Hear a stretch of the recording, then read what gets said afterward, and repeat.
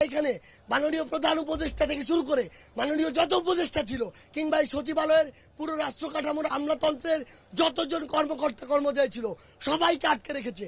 যদি আটকে রাখা হয় তাহলে এই রাষ্ট্র কাঠামো ফাংশন করবে কিভাবে?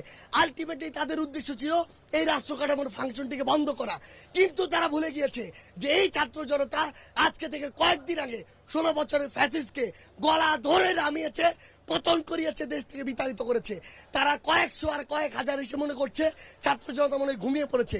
তাদেরকে আমরা স্পষ্ট করে বলে দিতে চাই, আর যদি সচিবালয়ের আশেপাশে এরকম কোন নরপিশাচকে আমরা দেখি যারা রাষ্ট্র কাঠামোকে ব্যাহত করতে চাইবে, তাহলে সচিবালয়ের আশেপাশে তাদের কোনো অস্তিত্ব থাকবে না। আমরা স্পষ্ট করে বলে দিতে চাই, আপনাদের যদি কোনো দাবি থাকে রাষ্ট্র আগে স্থিতিশীল অবস্থা আসুক, আপনাদের যৌক্তিক দাবি নিয়ে যে লজিক্যাল ওয়েগুলো রয়েছে সেই ওয়েতে আপনারা অ্যাপ্রোচ করুন। তারপরে যদি আপনাদের যৌক্তিক দাবি না মানে হয় তাহলে আমরা যারা আছি